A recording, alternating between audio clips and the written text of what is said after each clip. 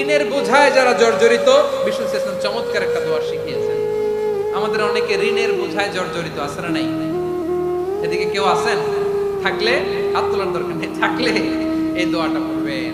এক সাহাবীর নাম আবু উমামা, নামাজের ওয়াক্ত ছাড়া উনি মসজিদে যেয়ে বসে আছে। বিষ্ণু বললেন, কিরে আবু উমামা, নামাজের তো ওয়াক্ত হয় না, মসজিদে কি?